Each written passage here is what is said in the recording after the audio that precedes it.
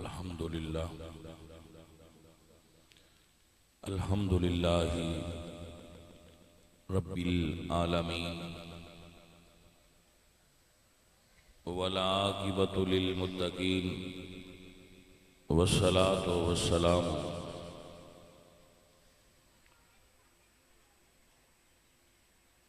علی سید الانبیاء والمرسلین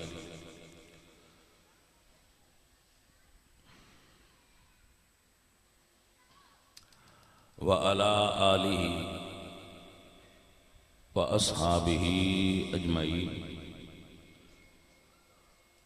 اما بعد فاعوذ باللہ من الشیطان الرجیم بسم اللہ الرحمن الرحیم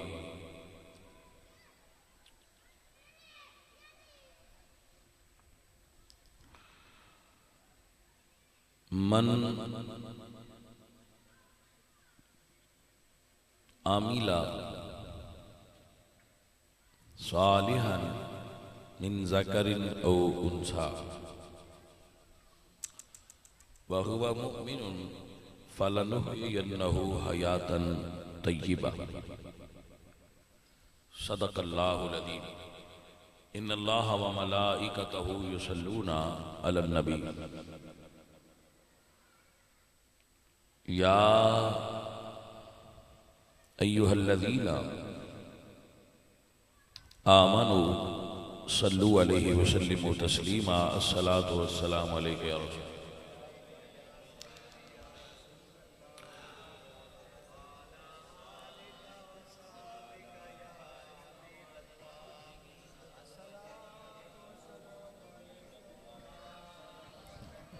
عزیزان محترم، ہمارے جن بھائیوں کے ایصال ثواب کے لیے آج کی یہ محفل پاک منعقد ہے، دعا ہے کہ رب ذوالجلال ہم سب کا بیٹھنا اور سماعت کرنا قبول فرما کر ان کی بخشش و مغفرت فرمائے۔ عزیزم، یاد رکھیے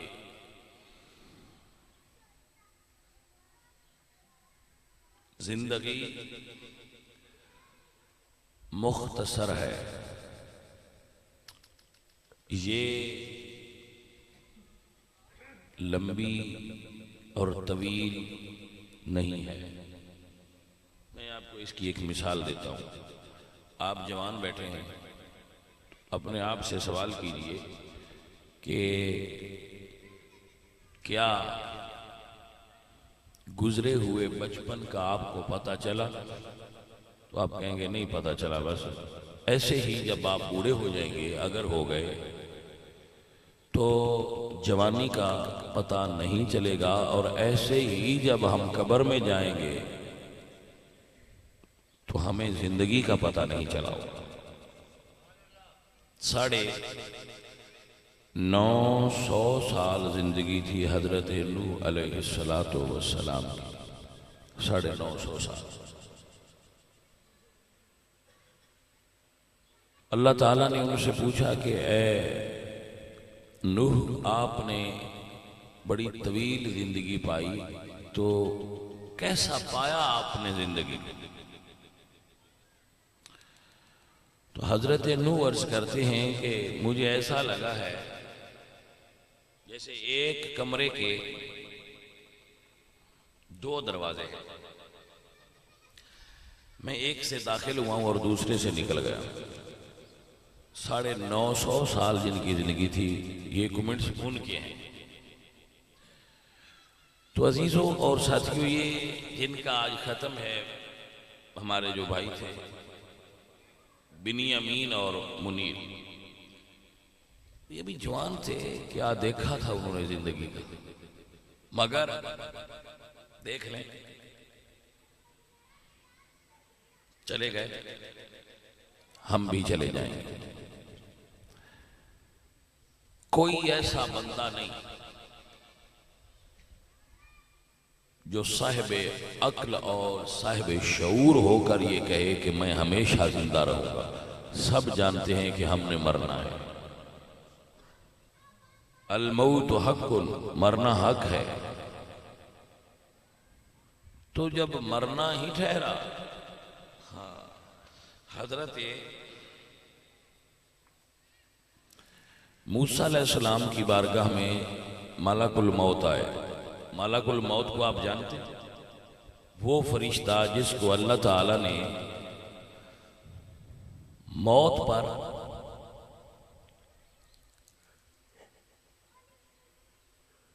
موکل بنایا ہے اور وہ روحیں قبض کرتے ہیں۔ جب ان کے پاس ملک الموت آئے تو انہوں نے فرمایا آؤ، کیسے آنا ہوا؟ کہا جی میں آپ کی روح مبارک کو لینے آیا ہوں۔ تو آپ کو غصہ آیا اور آپ نے تھپڑ مارا تو آنکھ کا ڈیلا باہر آ گیا۔ تو آپ واپس گئے اور اللہ کی بارگاہ میں عرض کی الہی تو نے مجھے اس کے پاس بھیجا جو مرنے کا ارادہ نہیں رکھتا۔ تو اللہ نے فرمایا جاؤ اور میرے نبی سے کہو کہ بیل کی پشت پر ہاتھ رکھیں، جتنے بال آپ کے ہاتھ کے نیچے آئیں گے اتنے سال زندگی اور دے دو۔ جب آئے تو یہ کہا تو اللہ کے نبی فرماتے ہیں پھر اس کے بعد کیا ہوگا؟ کہا پھر موت آئے گی۔ تو یہ اللہ والے نے کہا اگر اس کے بعد پھر بھی جانا ہی ٹھہرا تو پھر ابھی لے چل۔ یعنی کہ اس سے ہمیں، یعنی جس کو موت کہتے ہیں، اس سے چھٹکارا نہیں ہے، اس سے ہم فرار نہیں ہو سکتے، یہ مرنا ہم سب نے ہے۔ تو عزیزو ہمیں چاہیے کہ اپنے مرنے کی تیاری کریں، مرنے کی تیاری کریں۔ وہ تیاری کیا ہے؟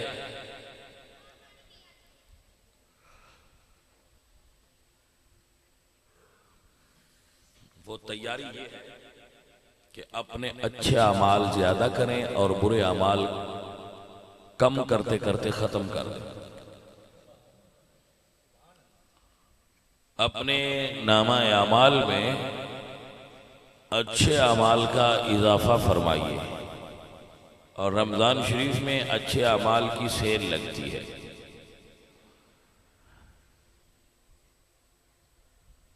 رسول اللہ صلی اللہ علیہ وآلہ وسلم ارشاد فرماتے ہیں کہ ان قریب تم پر ایک ایسا مہینہ سایہ فگن ہونے والا ہے جسے رمضان کہتے ہیں۔ یہ رمضان سے پہلے حضور نے تقریر فرمائی۔ یہ رمضان برکتوں اور رحمتوں سے بھرا ہوا مہینہ ہے، تو اس میں اچھے اعمال کی کثرت کیجیے، اللہ سے لو لگائیے۔ جس نے ہمیں نعمتوں سے نواز رکھا ہے اس کی بارگاہ میں جھکتے جائیے۔ آپ کو سمجھ آ رہی؟ تو حضرت یہ زندگی تو مختصر ہے۔ ایک بابا جی جا رہے تھے تو کسی نے ان کی چادر چھین لی پیچھے سے، چور نے۔ تو اب چور کے پیچھے بھاگنے کی بجائے قبرستان چلے گئے۔ تو کسی نے پوچھا بابا جی چور تو ادھر جا رہا ہے، آپ ادھر کیوں بھاگ رہے ہیں؟ تو فرمایا جدھر بھی بھاگ رہا ہے ایک دن وہیں پہ آئے گا۔ تو یہ بابا جی اصل میں سمجھا رہے تھے کہ ہم جدھر بھی دوڑتے پھرے ایک دن ہمیں قبرستان میں جانا ہے، ایک دن ہم نے قبرستان میں جانا ہے۔ اور اگر جانا ہے تو پھر جانے کی تیاری نادان تو نہ کرے، جو عقل والا ہے وہ ضرور کرے۔ تو آپ اپنے ذرا اندر جھانک کر جائزہ لیجئے کہ آپ نے مرنے کی کتنی تیاری کی ہے۔ ہم زندہ رہنے کے لیے کتنے کام کرتے ہیں، پختہ مکان بناتے ہیں، اچھے کپڑے لیتے ہیں، سال سال کی گندم سٹور کرتے ہیں کہ کل کو کیا کھائیں گے۔ ارے بابا قبر کی کیوں تیاری نہیں کرتے کہ جب ہم مر جائیں گے تو قبر میں کیا کریں گے؟ ہمیں تو یہ خبر بھی نہیں کہ کس دن ہم بلا لیے جائیں گے۔ عزیزان من درویش فرماتے ہیں دلا غافل نہ ہو یک دم یہ دنیا چھوڑ جانا ہے. یہ پتہ نہیں چلے گا کہ کب جانا ہے, پتہ نہیں کب جانا ہے. دلا غافل نہ ہو دلا غافل نہ ہو یک دم یہ دنیا چھوڑ جانا ہے. دلا غافل نہ ہو دلا غافل نہ ہو یک دم یہ دنیا چھوڑ جانا ہے. دلا غافل نہ ہو یک دم یہ دنیا چھوڑ جانا ہے. باغیچے چھوڑ کر خالی زمین اندر سمانا ہے. یہ ہوائیں ایسے ہی چلتی رہیں گی, یہ فضائیں اسی طرح رہے گی. بہار آتی رہے گی, خزاں جاتی رہے گی, سردی اور گرمیوں میں موسم بدلتے رہیں گے, دن رات اور راتیں دنوں میں ڈھلتی رہیں گی. بچے جوان جوان بوڑھے ہوتے رہیں گے. عزیزان دی وقار پھول کھلتے رہیں گے, کلیاں چٹکتی رہیں گی, پہاڑ گیت گاتے رہیں گے, ہوائیں سنسناتی رہیں گی. اللہ اکبر. دنیا کا نظام چلتا رہے گا مگر تو اور میں نہیں ہوں گے. تو اس لیے عرض کیا نا کہ دلا غافل نہ ہو یک دم یہ دنیا چھوڑ جانا ہے. باغیچے چھوڑ کر خالی زمین اندر سمانا ہے. تیرا ناز بدن بھائی جو لیٹے سیج پھولوں پر. کیا ہے کہ جب ہم صبح اٹھتے ہیں تو ہمیں یہ سب سے پہلے یہ احساس ہمارے اندر ہوتا ہے کہ ہمیں صاف ہونا چاہیے. حالانکہ ہم صاف سوئے تھے, ہم اپنے بستر پر صاف سوئے تھے, لیکن یہ احساس ہے ہمارے اندر کہ بھئی ہمیں صاف ہونا چاہیے. تو ہم اپنے بالوں کو سب لوگ جتنی کوشش ہو وہ شیمپو لگاتے ہیں, اس میں خوشبو ہوتی ہے. پھر ہم اپنے بدن کو صابن لگاتے ہیں, پھر تولیے سے صاف کرتے ہیں, پھر جس کے پاس خوشبو ہوتی ہے وہ خوشبو لگاتا ہے, اچھے کپڑے پہنتے ہیں, پاؤڈر لگاتے ہیں, کیا کیا کرتے ہیں. آپ کو یاد تو ہوگا کہ جب ہم قبر میں جائیں گے تو وہاں تو ایسا کچھ نہیں ہوگا. ایک لمبی اور طویل زندگی ہے. مثلا جو لوگ حضرت آدم علیہ السلام کے بعد قبروں میں گئے تھے وہ اب بھی قبروں میں ہیں. جو رسول اللہ کے امتی قبروں میں گئے 1500 سال ہو گئے وہ ابھی قبروں میں ہیں. تو وہاں تو غسل خانہ نہیں ہوگا, یہ ہمارا ایک ہی لباس ہوگا جسے کفن کہتے ہیں, دوبارہ بدلنے نہیں دیا جائے گا. تو آپ نہیں چاہتے کہ وہاں پر بھی ایسا ہی پرسکون زندگی ہو؟ تو اگر آپ چاہتے ہیں کہ قبر میں پرسکون زندگی ہو تو اس کے لیے آپ 6 اعمال کیجئے. استغفر اللہ ربی من کل ذنب واتوب الیہ واسألہ التوبہ. میرے مالک ہم بڑے گناہگار ہیں اور گناہوں سے بھرے ہوئے ہیں، تو مہربان ہے، کریم ہے، ہمیں معاف فرما دینا. بھئی یہ دعا تو کر سکتے ہو. عزیزان من، شاعر کہتا ہے تیرا ناز بدن بھائی جو لیتے سیج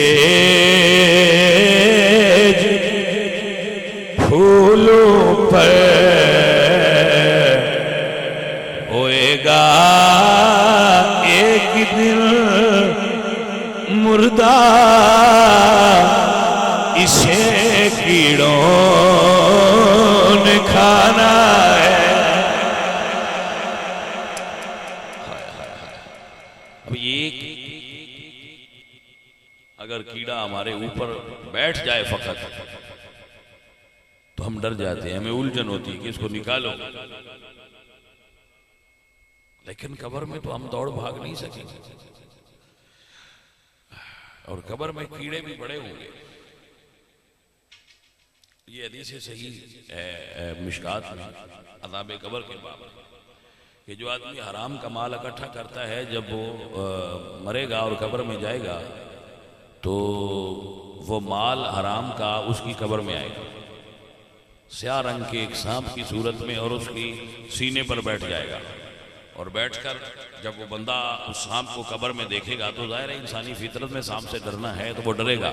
تو وہ جب ڈرے گا تو کیا کہا جائے گا؟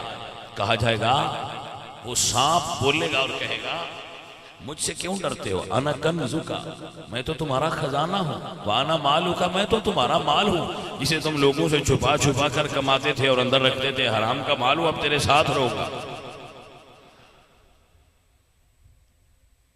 تو وہ سانپ حشر تک بندے کو قبر میں ڈستا رہے گا. تو کیوں اپنی قبر میں تنگی لے کے جائیں؟ کیوں حرام کا مال کما کر جائیں؟ چند روزہ زندگی کے لیے حرام مال اکٹھا کرنا کہاں کی دانش مندی ٹھہری بھائی؟ عزیزوں اور ساتھیوں، حلال کا رزق اگر اکٹھا ہو جائے آپ چھوڑ بھی دیں، ترکہ میں وراثت میں چھوڑ دیں، کوئی قباحت نہیں ہے، مگر خدا کے لیے حرام جمع نہ کیجیے گا. حرام جمع نہ کیجیے گا، یہ قبر میں آپ کو پچھتاوا لگا رہے گا. مزے تو آپ کے بیٹے کریں گے اور جوتے آپ لوگ کھائیں گے. ان سے کہہ رہا ہوں جو حرام چھوڑ کر جائیں گے، آپ سے نہیں کہہ رہا، آپ تو میرے سامنے بیٹھے ہیں نا، مخاطب آپ سے.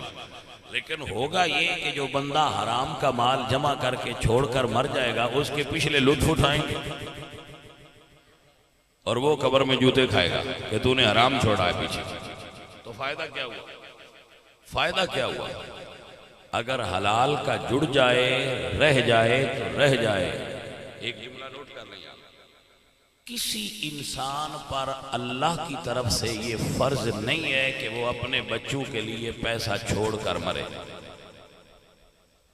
چھوڑنا فرض ہے، یہ فرض ہے، آپ پر ذمہ داری ہے کہ آپ ان کو کھانا دیں، بیوی کو اور بچوں کو کھانا دیں اور ان کی تعلیم دلائیں، ان کو دینی تعلیم دلائیں. یہ فرض ہے آپ پر.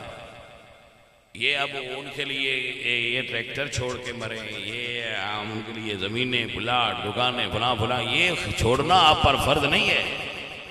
یہ شیطان نے آپ کے ذہن میں بات ڈال رکھی ہے کہ میں بچوں کے لیے یہ کر جاؤں وہ کر جاؤں. بچے اچھے ہوئے تو کما لیں گے، بچے اچھے ہوں گے تو کما لیں گے، اور اگر اچھے نہیں ہوں گے تو آپ جوڑ بھی جائیں گے تو وہ نشہ کر کے سب اڑا دیں گے. ہے کہ نہیں ایسا؟ تو ہم کیوں اپنی قبر کو آگ سے بھر لیں پچھلوں کے لیے؟ یہ ایک بڑی عجیب سوچ ڈیویلپ ہوئی ہے ہمارے معاشرے میں. پہلے لوگ ایسے نہیں تھے. پہلے بندوں کی قدر ہوتی تھی ان کی عادات سے اور ان کے اخلاق سے اور ان کے رویے سے. اب قدر ہوتی ہے بندوں کی روپیے سے. ایسا ہے کہ نہیں؟ اب کوئی گندا آدمی بھی اگر اچھی گاڑی پہ ہو، اچھے کپڑے پہنے ہو تو لوگ سمجھتے ہیں یہ بڑا آدمی ہے. اب بڑا ہونے کا معیار دولت ٹھہری ہے، جبکہ پرانے وقتوں میں معیار دولت نہیں تھی، اصول ہوا کرتے تھے۔ تو یہ اب آرٹیفیشل لائف کا صارفانہ نظام زندگی آ گیا، آرٹیفیشل لائف آ گئی ہے۔ اب لوگوں کو دولت کی ضرورت زیادہ اس لیے نہیں ہے کہ پیٹ بڑے ہو گئے، پیٹ تو پہلے جتنے ہیں، بلکہ اب تو لوگوں سے کھایا ہی نہیں جاتا۔ پہلے لوگ زیادہ کھایا کرتے تھے اور بالکل ہضم بھی ہوتا تھا۔ یہ صارفانہ نظام زندگی ہے جس کے لیے زیادہ پیسہ، مثلا پہلے لوگ لسی سے نہایا کرتے تھے، یہ میں نے اپنی ان آنکھوں سے دیکھا ہے، میری 43 سال عمر ہونے والی ہے، یہ تو میں نے اپنی آنکھوں سے دیکھا ہے کہ ہمارے گاؤں میں لوگ لسی سے نہایا کرتے تھے۔ یہ جو بندے بیٹھے ہو تم بتاؤ کیا ایسا نہیں تھا؟ لیکن اب ہمیں شیمپو چاہیے، تو یہ تبدیلی آئی۔ اور لسی کے لیے پیسے کی ضرورت نہیں تھی، شیمپو کے لیے پیسے کی۔ اور یہ عجیب فکر یہ ہے کہ ہم یہ سمجھتے ہیں کہ شیمپو سے بال سلکی ہوتے ہیں، جبکہ اگر آپ دودھ اور لسی پیتے رہیں اور آپ کے اندر چکنائی ہوگی تو آپ سارے ہی چکنے ہو جائیں گے۔ ہاں جی، بال تو ایک طرف، آپ کے جسم سے بھی چکناہٹ نکلے گی، اور اگر بھائی اندر ہی خشکی ہوگی تو باہر کہاں سے آپ وہ چمک آئے گی، کہاں سے سلکی ہوں گے آپ؟ وہ آپ سلکی نہیں ہوں گے۔ تو سلکی ہونے کا تعلق تو انسان کے اندر سے ہے، بندہ اچھی خوراک کھائے تو وہ سلکی ہو۔ ہمیں یہ سمجھ نہیں لگی، جسم سے خوشبو آئے اور باتوں سے بو آئے، جسم سے خوشبو آئے اور گفتگو سے الفاظ سے بدبو آئے تو آپ کے پاس کون بیٹھے گا؟ مزہ تو یہ ہے کہ آپ کے الفاظ اتنے خوبصورت ہوں کہ لوگ آپ کے پاس بیٹھنا پسند کریں۔ ارے بھائی آپ کو سمجھ آئی کہ نہ آئی؟ عزیز من گرامی قدر احباب، ماشاءاللہ میرے آپ بچے ہیں، مجھے آپ بہت پیارے ہیں واللہ۔ اب مسجد میں بیٹھ کر تو بندہ جھوٹ نہیں نہ بولتا، کہ بولتا ہے؟ وہ مسجد میں تو نیا والی بات ہوتی ہے، تو میں مسجد میں بیٹھ کر آپ کو کہوں کہ مجھے بڑا پیار ہے آپ لوگوں سے۔ اب میرے بچے ہیں تو آپ کو یہ سچی بات بتا رہا ہوں کہ عمل کیا کریں۔ اگر کسی نے آپ کے ذہن میں یہ خناس بھرا ہے نا کہ آپ ایک بار سبحان اللہ کہہ کر جنت میں جائیں گے، تو یہ بالکل کسی نے غلط بھرا ہے۔ آپ کو عمل کرنا چاہیے۔ اچھا بندہ وہ ہے جو عمل سے زندگی گزارے۔ ابھی ہمارے نعت خاں بھائی کہتے ہیں سبحان اللہ کہیے جنت میں درخت لگتا ہے، زور سے کہیے جنت میں درخت لگتا ہے۔ بھئی درخت تو اب لگ گئے لاکھوں، اندر جانے کوئی نہ دے تو درختوں کا کیا کرنا ہے؟ نہیں سمجھ آئی آپ؟ درخت تو ہمارے ہزاروں لگ گئے، اب اندر جانے کوئی نہ دے تو درختوں کا کرنا کیا ہے؟ وہ کہتے ہیں درخت لگیں گے، درخت لگیں گے۔ میں نے کہا بس کرو یار، اتنے درخت تو لگ گئے، اب کوئی اندر جانے والا کام کرو کہ اندر جانے دیا جائے، جا کے ان درختوں کے نیچے مزے لے سکے۔ بھائی اللہ اکبر۔ تو حضرات محترم، یہ جو ہمارے اندر یہ صارفانہ نظام زندگی ہے نا ہمارا، کہ ہمیں چیزیں زیادہ چاہیے اور پہلے لوگوں کو یہ چیزیں نہیں چاہیے تھی۔ مثلا ہمیں اے سی چاہیے، اے سی لگے گا تو بل آئے گا، ہمیں پنکھا چاہیے، پنکھا چلے گا تو بجلی کا بل آئے گا۔ پہلے نہ پنکھا ہوتا تھا نہ اے سی ہوتا تھا، یہ چیزیں پہلے نہیں تھی، اخراجات نہ ہونے کے برابر تھے، انسان صرف روٹی کھایا کرتے تھے اور ایک دو سوٹ پہن لیے بس ٹھیک۔ جب سے نظام زندگی صارفانہ ہو گیا ہے ہمارے زندگی میں، یہ چیزیں دخیل ہو گئی ہیں، تو ان کی وجہ سے اخراجات بڑھے ہیں، پیٹ ہمارے اب بھی اتنے ہی ہیں۔ ہم پہلے لوگوں سے زیادہ کھانا نہیں کھاتے، بلکہ اب تو کھانا اگتا ہی بہت ہے۔ کھانے کا مسئلہ نہیں ہے، یہ خواہشات ہیں جو ہمیں چین نہیں لینے دیتے، تو ان کو گھٹ کر میں ایک روٹی کھاتا ہوں صبح اور ایک سوا روٹی رات، بس۔ ابھی یہ بچوں نے میرے آگے کھانا رکھا تھا تو یہ گواہی دے میں نے کتنا کھایا۔ بولیں بھائی نہیں کھاتا تو بھائی یہی چیز ہے، خوراک تو اتنی ہے ضرورت تو اتنی ہے، ایک پاؤ آٹا اگر کھا لے تو 24 گھنٹے بندے کو دوبارہ ضرورت نہیں رہتی۔ تو یہ جو آگے ہے نا یہ سب خواہشات ہیں۔ اور ایک جملہ نوٹ کر لیں، جو پرزہ اللہ نے لگایا ہے یہ تو بھر جاتا ہے، یہ جو ہماری خواہشات ہیں یہ کبھی نہیں بھرتی۔ اللہ کا لگایا پردہ ایک جگہ پر آ کر کہتا ہے بس کر دے اب اور نہ ڈالا، لیکن یہ جو ہمارے دماغ کی خواہشیں ہیں یہ بس کرتی نہیں، اب جتنا اور لاتے جائیں گے یہ کہتے ہیں حل میں مزید ابھی اور لاؤ۔ سو دوستو عزیزو، اس پر ایک مثال پیش کرتا ہوں اور یہ اس کے بعد دعا کرتے ہیں۔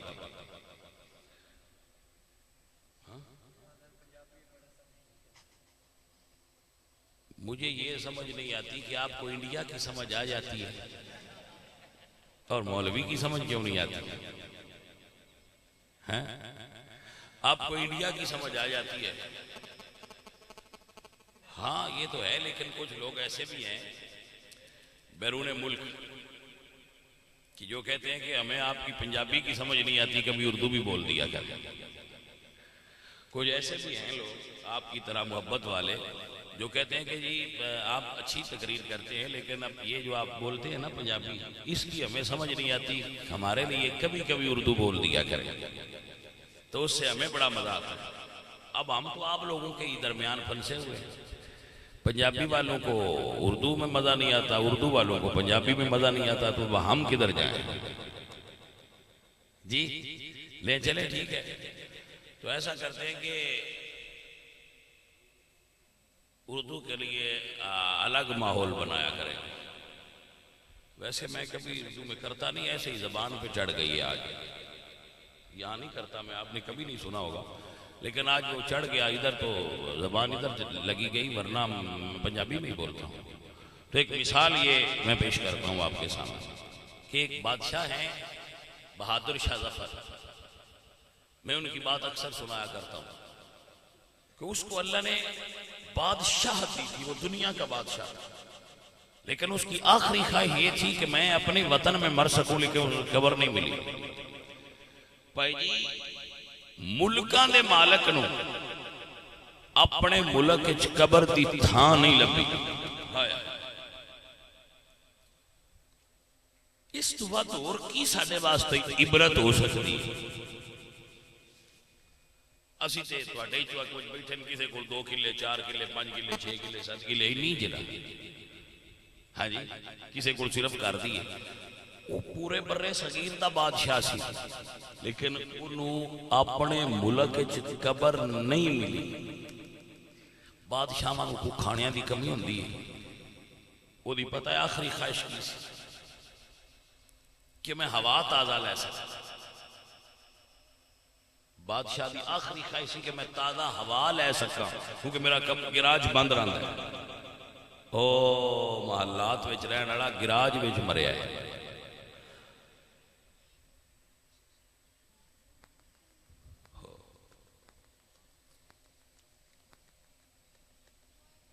معمر قذافی دا نام سنیا ہونا؟ معمر قذافی لیبیا دا ڈکٹیٹر سی، بادشاہ سی معمر قذافی، قذافی دا بیٹا سی سیف الدین۔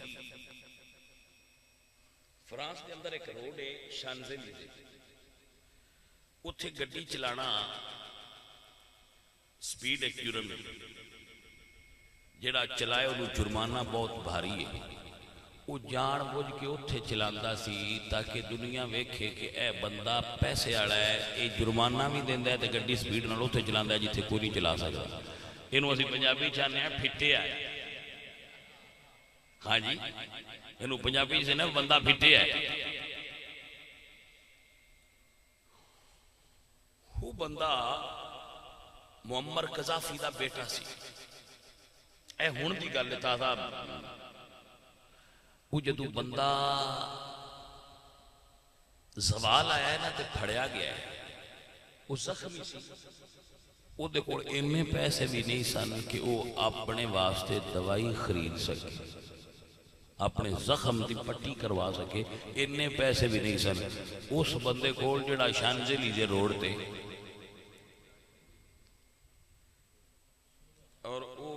فرانس دی جڑی پرفیوم ساز کمپنی ہے انہوں آندا سی کہ جڑی پرفیوم میرے واسطے بنانی ہے وہ پھر بند کر دینی ہے، وہ اور کوئی نہ لے۔ رولز رائس کمپنی نے انہیں کیا سی کہ جڑی گڈی میرے واسطے ڈیزائن کرنی ہے وہ اور کوئی نہ لے۔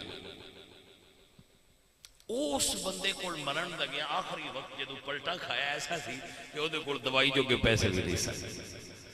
عزیزان من بہادر شاہ ظفر فرماندے نے کتنا ہے بد نصیب ظفر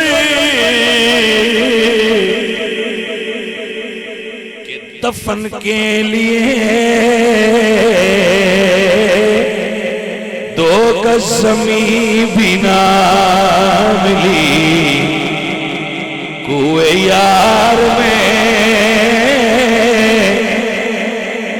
لگتا نہیں ہے جی میرا،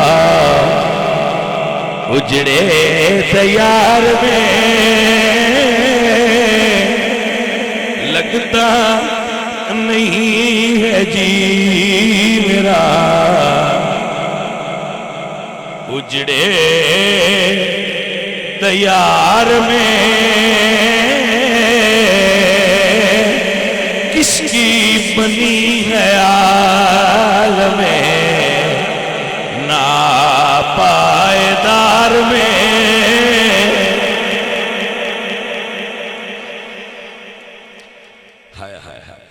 اور کہہ دو ان حسرتوں سے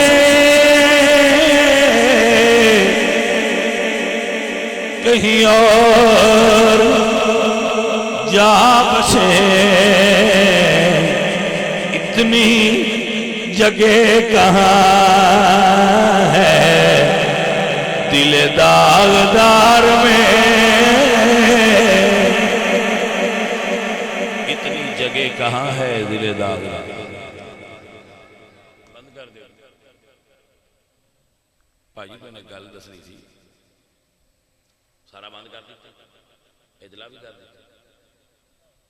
میں یار یہ گلاں پھر ریکارڈ نہیں کری محبت والی گل تسی آندے پے سو پنجابی میں تقریر ہے، ایک بندہ ہے انہوں پنجابی دی سمجھ نہیں آتی، پنجابی دی اس نو سمجھ انہوں نہیں سمجھ آتی۔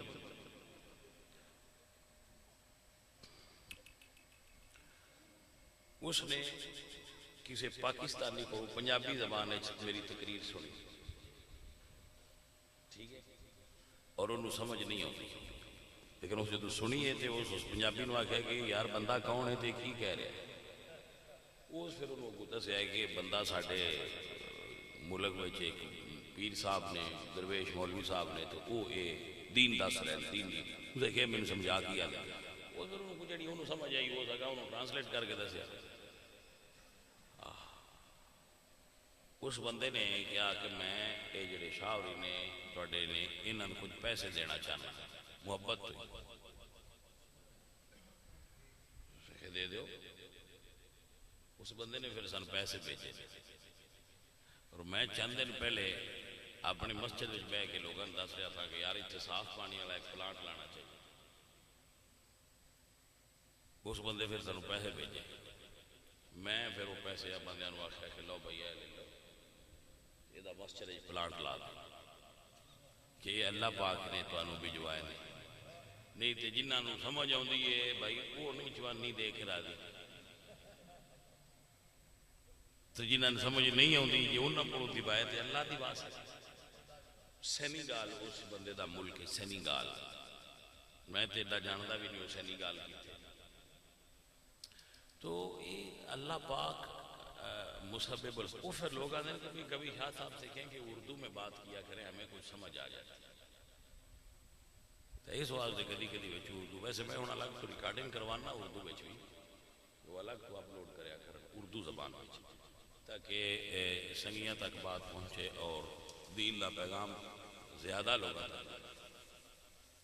ایک بندہ میں دس رہا سی کہ وہ ڈرائیور ہے ٹیکسی، وہ کہہ رہا سی میرے نال ایک عربی بیٹھا، تو میں تقریر لائی سی تو بھائی سلطان باؤ کا شعر پڑھیا تو اسے آخیا آ مڑ لا، عربی آخیا مڑ لا، میں مڑ لا، اسے آخیا مڑ لا، اترا 4 بار جدو اس ریورس کرایا تو میں آخیا یہ سمجھ تے تین آتی، اسے کیا سمجھ نہیں آتی پر سواد ہے، سمجھ نہیں آتی ہوئی سواد ہے۔ تو بابا یہ کوئی ایسی چیز ہے اللہ دا دین جدی اللہ چاند ہے، قرآن پاک دی تو ان سمجھ آؤں گی تے سواد تے ہوتا نہیں،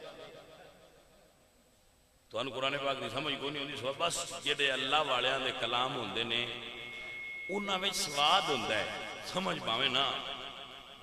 سو سجنوں اور عزیزوں دعا کریا کرو، سارے ایک مرتبہ مشری پڑھو 3 مرتبہ